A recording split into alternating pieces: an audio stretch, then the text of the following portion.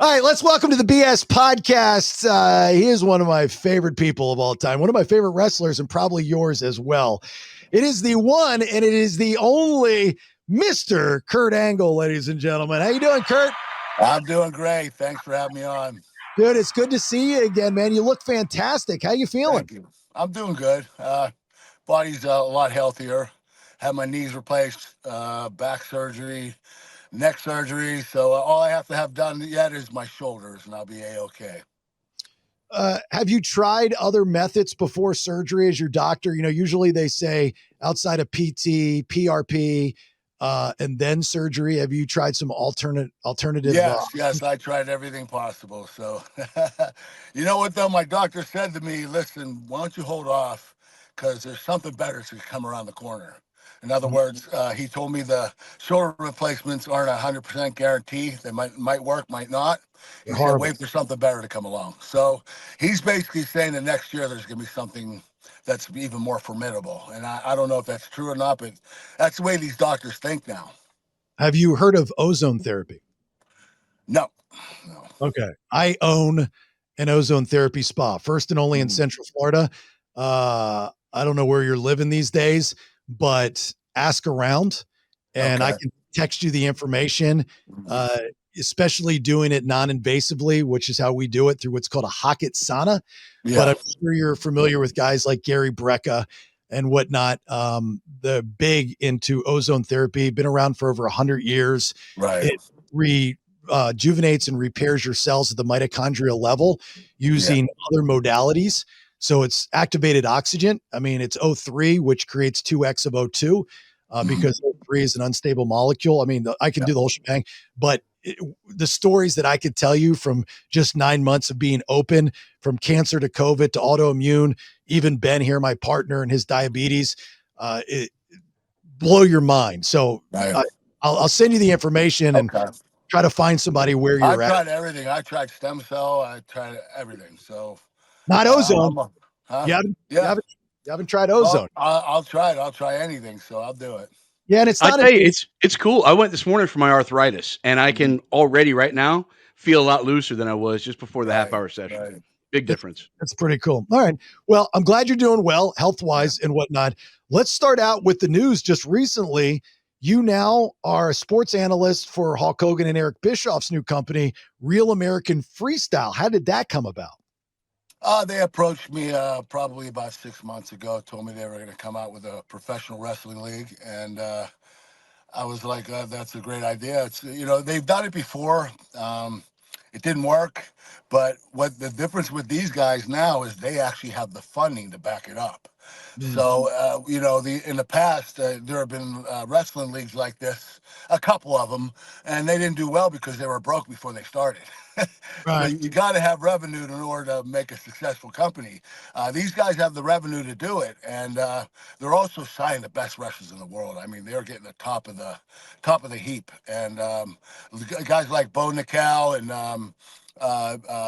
Carter Starachi, Wyatt Hendrickson, Gable Stevenson, a lot of great athletes. So this club is this league is going places, and I'm going to be part of it. Do you think it will be able to reach a mainstream audience without the entertainment value if it's just freestyle wrestling without the entertainment value? Well, you know what? They're making it more intriguing because they're going to give these wrestlers the option to take risks. You're going to get awarded for high altitude throw or move. You're going to get awarded for a pinfall. You're going to get awarded for match of the night. You're going to get awarded for performance of the night. So they're giving these guys incentives so that when they go out there, they take chances, make it more exciting. So you're going to see something different than you have in the past from, you know, watching NCAA championships or world team trials or Olympic trials or whatever, because these guys are going to take big chances. And it's going to make it that much more exciting. Yeah, well, you know, everything needs a storyline, right? You start with the payoff and then you go from there. I think UFC learned that lesson, you know, at the very beginning.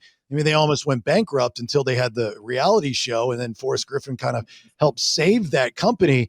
And then, you know, the heyday of Tito and Ken really kind of brought it to the forefront. And then, you know, when they brought K1 and Pride, it got kind of weird because these guys are coming in, they don't speak English, there's no storyline, there's no first. So everybody kind of learns the WWE style of, hey, look, there has to be some type of storyline in order to flourish. UFC does that now with, Conor McGregor knows that, and all these other guys that have that storyline. So will that be a part of Real American Freestyle? Yeah, but I think the storylines will be real. I'll give you an example. Wyatt Hendrickson made history when he beat Gable Stevenson last year at the NCAA championships. Right. Everybody thought that was impossible. It was the biggest upset in NCAA history. Well, these guys are going to be going at it, cutting promos on each other all the way up until the build up for their second match together. So yes, there are going to be things that we're going to do to make it more exciting and more entertaining. But to see these two, that's a huge money match. To see Wyatt Hendrickson, and maybe you're not a wrestling fan, so that you're not interested. But knowing Wyatt Hendrickson and Gable Stevenson are part of the same company, I want to watch it. Because I know this is going to be a barn burner of a match. And it was at the NCAAs, and they're just going to make that even more exciting. And they're going to talk shit to each other, and they're going to do all that stuff, and it's going to be a really big build-up, and eventually they're going to have that match. So that's just an example. Yeah. Is there any personal heat with any of these guys in real life? I don't know. I don't know them enough to really know. I'm sure they're going to be personal heat eventually. Right.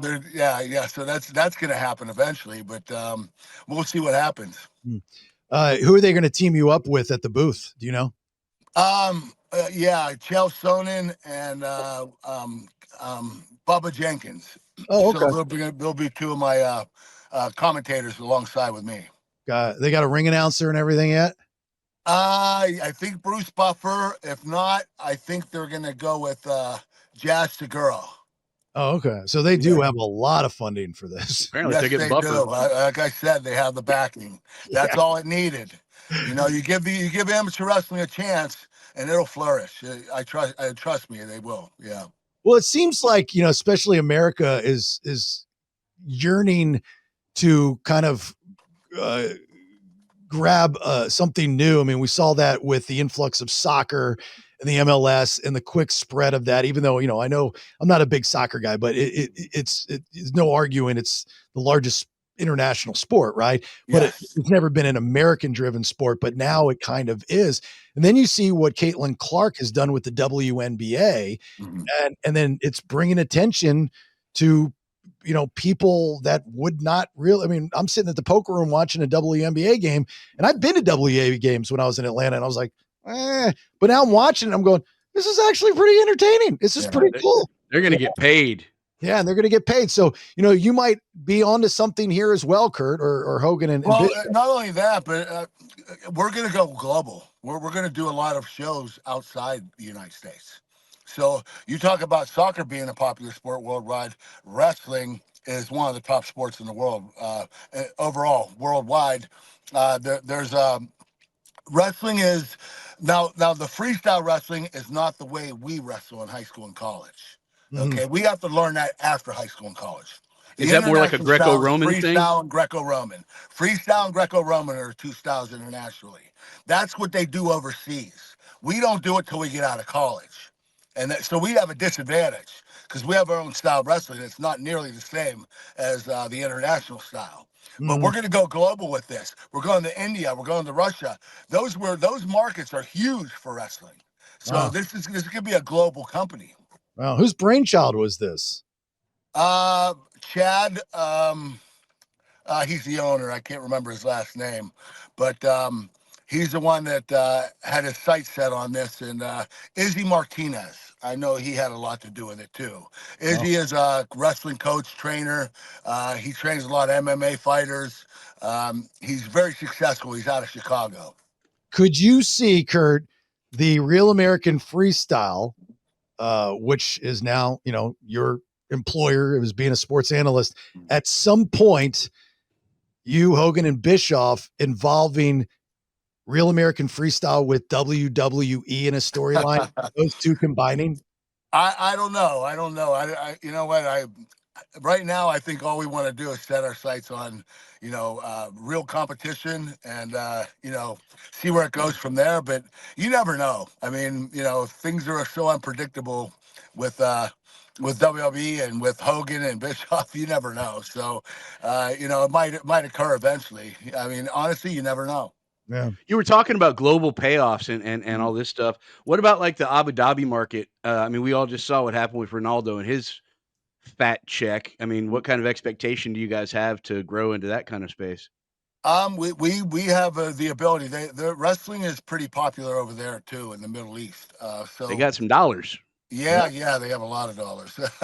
And why do you think WWE keeps going over there? Yeah. So that's definitely in our sights. Yeah. Well, now with as they call it in the wrestling world, the fourth rope being taken down, and we see all of this crossover that would have never happened in the Vince McMahon era. Just saw AJ Styles go to Slammiversary, I know. Bubba, on WWE television, and then going to Slammiversary to set up the dream match with the Hardys. I mean, that's cool. Is it mind blowing for you to see that, or did you always kind of go, eventually this will happen?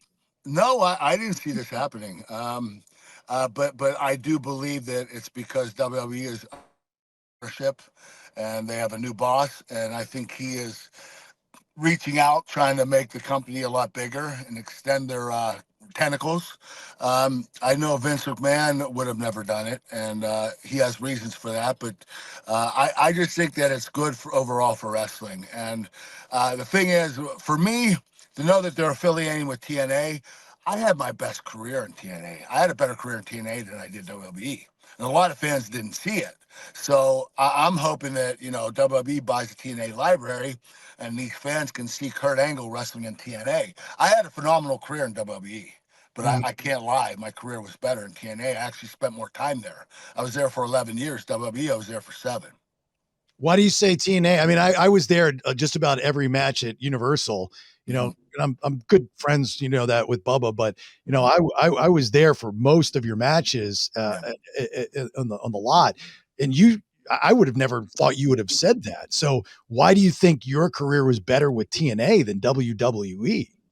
I think that I came into my own. Like when you're a pro wrestler, it takes about 6, 7 years to perfect your craft. And my 6th year is when I left WWE. I went to TNA, and I really started blooming, and I became a much better in-ring worker, and my psychology and everything like that, it kind of lined up. And I was wrestling guys like AJ Styles and Samoa Joe, which were phenomenal opponents to have. So it just, I think that my career was better because of my performances. So in WWE, Looks like you froze a little bit. Damn storms, man. there's the freeze thing. Sorry about There he that. is. We start that over. So Kurt Angle's highlight reel, number one match in WWE, would be with whom? Oh gosh, for me personally, it's Chris Benoit. Um, I had some phenomenal matches with Chris. One in particular is Royal Rumble 2003 for the WWE title. Chris and I we had incredible chemistry, and I felt like I was wrestling my twin. The intensity that he possessed matched my intensity. We were both technical wrestlers, and it was just a lot of fun to wrestle with Chris. And you had to be on your tiptoes though, because he is one intense son of a bitch, and you had to stay out, you had to keep up with him, or you're gonna get buried. And so I love that about Chris. And that's how I like to wrestle. I'm a very intense wrestler, and I go out there and put everything into it. And TNA, who would be the highlight? AJ Styles, yeah, definitely AJ or Samoa Joe, but AJ Styles. Any match I had with AJ was phenomenal. Thing about that kid is you don't really have to do anything. All you have to do is let him fly around. You catch him. I mean, he's so easy to work with, and every time you wrestle him, it's like a 5-star match. The kid's so talented. He's one of the most talented kids I've ever been in the ring with. He's up there with Benoit. Okay, yeah. So that's my next question. Yeah. Kurt Angle highlight list. You said number one opponent was Chris Benoit with WWE as far as the match went. In TNA, which you've now said is, the best years of the Kurt Angle era, was with AJ Styles. Now, Benoit Styles, who have you had better matches with? Oh, you know what? I would have to say Chris Benoit, and it had a lot to do with his intensity. He was one of those guys that just stayed on you, and AJ was almost the same too. AJ wasn't as intense as Chris, but AJ was the most talented guy I've ever wrestled. Chris Benoit was I guess, the most real feeling guy I ever worked with. In other words, I felt like I was wrestling a real match when I was wrestling with Chris. Yeah. Am I crazy to, if I remember correctly, your first appearance on television, you got booed, did you not? Yes. In Pittsburgh, That was too. my debut at Survivor Series. The fans were actually chanting boring. And I was wrestling Sean Stasiak, who barely started on TV. It was more of it was my debut. Sean was only on TV a couple of times, so nobody knew him. So when we were wrestling, nobody knew who we were. And they just started chanting boring. And then I hear Vince McMahon tells the referee, when he had a microphone, an earpiece in, Vince was talking to the referee, and he said, "Tell Kurt to knock Chris or Sean Stasiak down, go outside, grab the microphone, and tell the fans you do not boo or you don't say Olympic champs boring." Yeah. And it was crazy because I was like, holy shit, I never cut a promo before. And I was like, what, you're going to make me do this now? And it was in the middle of the match. And I was like, this is crazy. I was like, you're messing with me, right? He said, no, go do it right now. I was like, holy shit. So I had to go out there and say that. I was nervous as hell. I mean, you know what? When I was training for WWE, I only did one promo when I was training, and that was in Memphis, and it was horrible. So when I came up to WWE and they wanted me to cut promos, I was like, guys, I don't know how. And Vince McMahon was like, well, we're gonna throw you out there. You either sink or swim. He basically said we're gonna throw you out there regardless. So you either survive or you don't survive. It's up to you. And I thank God I survived. Yeah. And I remember watching that. So I was right and being blown away. It was the first time, I mean, outside of the Sergeant Slaughter, turning heel moment, which, was just kind of, like, okay, it's a storyline, blah, blah, blah. Mhm. But, you have this brand new fresh face, a real Olympic gold medalist Yeah. in the WWE, his first time. And now he turns heel like in the middle of the match because Stasiak was the heel. I'd never seen anything like that before. I will never forget that. Absolutely blown away. That was great. Brilliant on McMahon's part. Yeah. Well, you know what? He told me this. He said, Kurt, we're going to do the same with you as we did with The Rock. He said, but with The Rock, we made a mistake. Now we know what the fans are going to do. So we're going to do the same thing with you as what we did with The Rock. They started Rock as a babyface. Right. And he was cutting babyface promos, and the fans started chanting, die, Rocky, die. Yeah. And Vince was like, oh, my God, this is turning on us. So Vince turned Rock heel. So Vince was like, okay, this will happen with Kurt, too, but we already know that. So we're going to make him a heel, and then we're going to turn him baby eventually when he gets over. So he knew by experience what the fans were going to do before I went out there.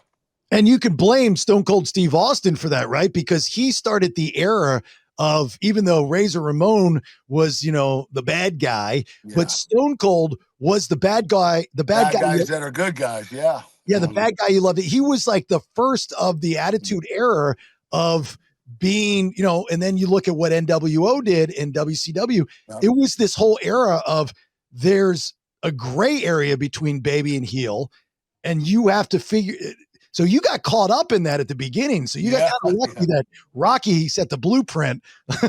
Yeah. You know what? Someone as great as him, I was like, I don't mind, being on the tail end of the Rock. I mean, if that's how he did it, I'm okay with it too. So, Dwayne, I had a lot of respect for. He was so entertaining and incredible athlete in the ring. He was a lot of fun to work with.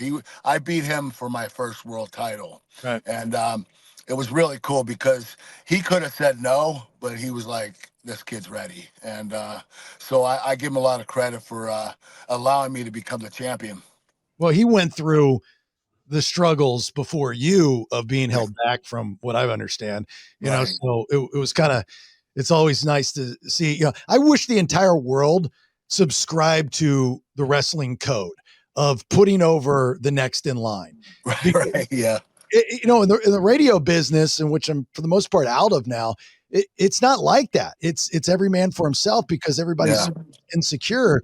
But in the wrestling business, if you don't subscribe to that, passing the torch and putting the guy over to the next, you'll be, shunned, right? I mean, Yeah. you're not part of Yeah, the you got to put over the guy that's coming up, and especially you're heading out. If you're retiring, that's the right thing to do.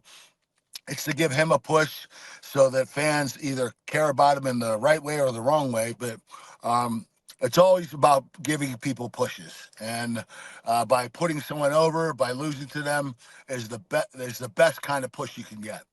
And you put over one John Cena. When you're talking about heels and baby faces, he's been a baby face his entire life up until recently. And he does this whole heel run in which now currently he's transitioning, it looks like, back to babyface, for his final match, which he's only got, I think, like 12 or some odd dates left. But you, Kurt Angle, were the guy that brought him in, from day one. Do you feel like, I do, you should be a part of this John Cena retirement tour? You know what? I pitched a couple of things. I don't mind not being a part of it. John deserves an incredible retirement tour, and that's what he's doing right now. He has proven to be one of the best, if not the best, WWE superstar of all time. So I think he needs to get what he wants to get. And I don't know if I'm a part of it. I don't think I am, which is fine with me. But I have a lot of respect for John. And he has done so much for wrestling for in every aspect. Make-A-Wish, being the 17-time world champion, just being a great example of how a wrestler should be and act. John Cena is the epitome of a perfect wrestler. And I don't know if anyone compares to him. I think that you should show up at one of his matches in this last 12 and just park yourself on the partition next to the walk-up and hand him a neck brace. I think that'd be awesome. You'd have to be part of it then. I could just slap him in the face like he did to me. Nice. I like this. Can you share what you pitched to WWE to be a part of John Cena's retirement tour? No, I can't go through that. Okay, that's fine. Yeah. But if you go back to that moment where he comes out, ruthless aggression, slaps you in the face, very little talk, and that was it.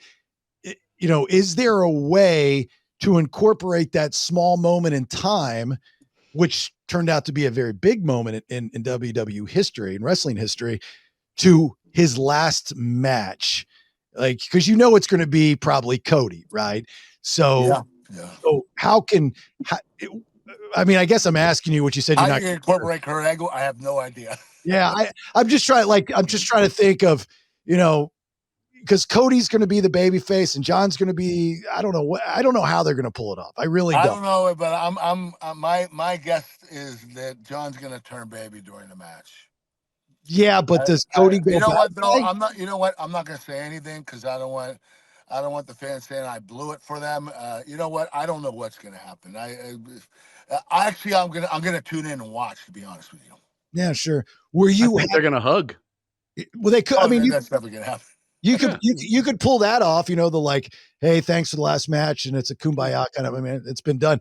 Were you happy with your last match, your retirement match? No, I wasn't. It wasn't that I was unhappy about it because I didn't mind wrestling Baron Corbin. He's a great kid. And, great guy, fantastic. I love the kid. it's just that they didn't really give me what I wanted, and I totally understand. I left the WWE after 6.5 years. I left them high and dry, and I signed with TNA right away. Like, I literally, the second I had the meeting with Vince and quit, I called TNA and had my contract ready. I mean, it was that quick. Um, so, when I left the WWE, Vince said, "Hey, whenever take 6 months off or whatever, come back. I'll give you the same contract." And I said, "Okay, thank you, Vince." And I left, and I literally called TNA and I said, "Let's go, let's do this."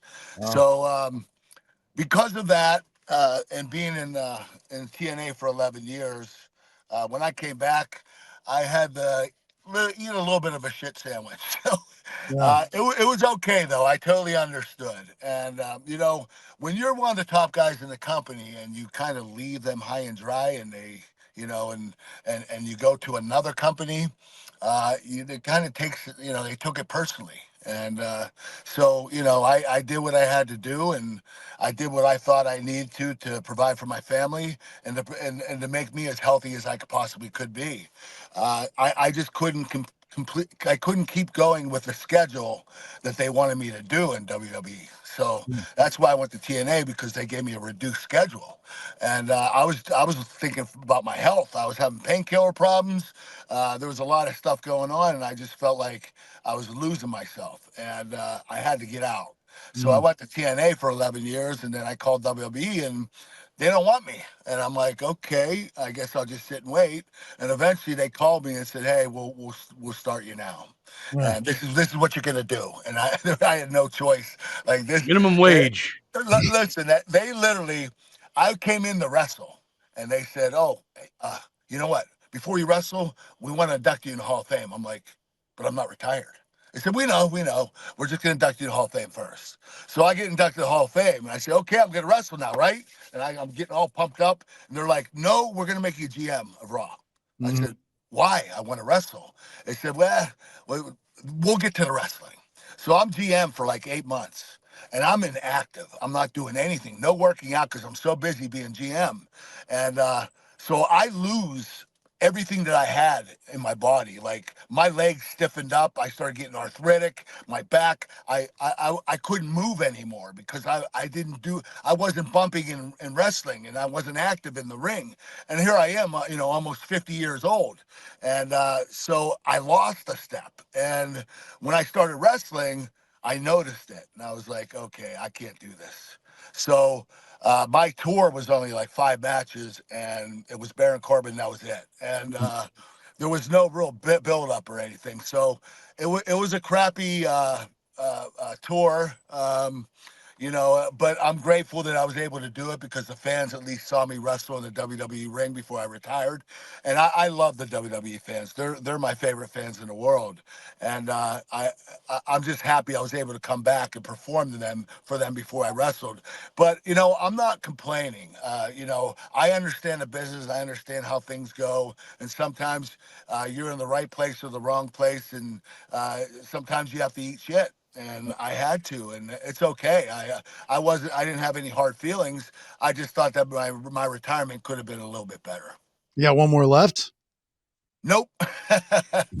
Nope. And my wife would never let me do it. So Before I know we got to let you go here, and we only got a couple minutes, but I wanted to make sure I got this in with our conversation, because you just recently went on to your X account, Twitter, looking for some footage of a match that you had with Owen Hart, the late great, yes, from yes. 1999. You want to explain that in case maybe somehow it gets out?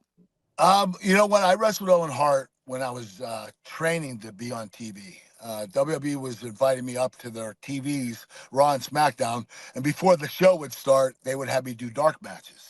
And I would wrestle individuals from each town, the independent wrestlers and some of the WWE superstars. And for some reason that night, they wanted me to wrestle Owen. And I was so excited. I was like, holy crap, I'm going to wrestle Owen Hart.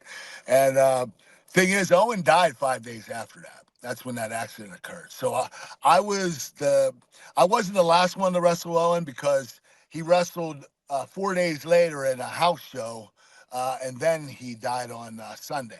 So he passed away. But I wrestled him the Tuesday before he passed. It was SmackDown. And we had a phenomenal match. And he called the whole match in the ring. And it was really cool. It was the only time I ever lost. For some reason, Vince didn't want me to win against Owen, and that's cool. I totally got it. But, you know, I was supposed to have this undefeated streak, but I didn't start on TV yet. So it was my first and only loss with my dark matches and my rookie year. But the match was phenomenal. And Owen taught me a lot just that night, just on how to improvise and the way he was structuring the match and calling it in the ring and having me follow. The match was a great match. I wouldn't say it was a 5-star match, but it was a solid match, especially me only being training for 4 months.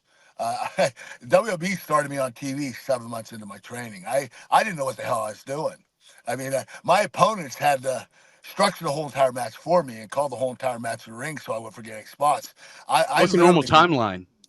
I'm sorry? What's a normal timeline? How long until people normally get in the ring? Well, get in the ring. They're in the ring when they start, but I would say, you mean when they wrestle on TV? Yeah, you said 7 months for you. 2 to 3 years. Oh, really? Okay.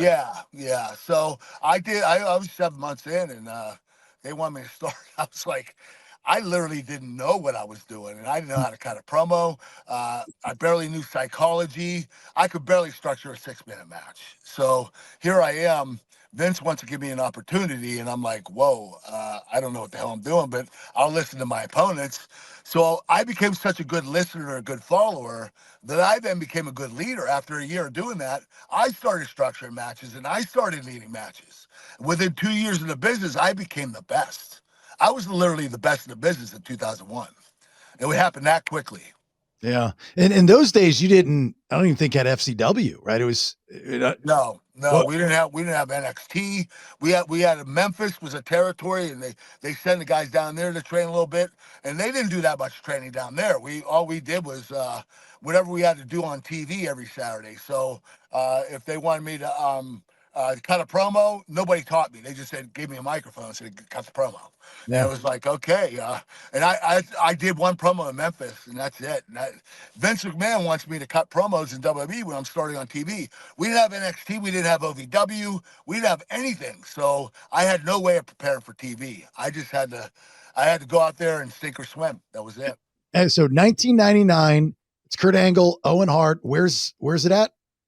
Oh gosh, I cannot remember.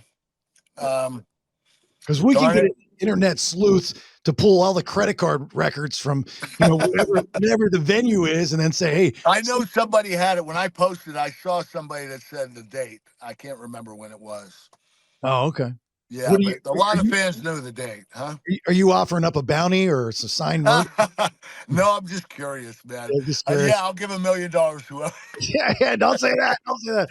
All right, look, I know you got stuff to do, and I don't want to keep you over your time. You've been gracious enough with it already. Thank you so much. This is, we've been talking back and forth for a while to get you on. I'm such a fan, and you're just such a great guy. So thanks, Kurt Angle, for coming on. Guys. Thank you. Thanks for having me on. I appreciate it. All right, take care. Have yourself a good one, sir. All right, guys. Bye-bye. See you there. Kurt Angle, ladies and gentlemen. The great Kurt Angle.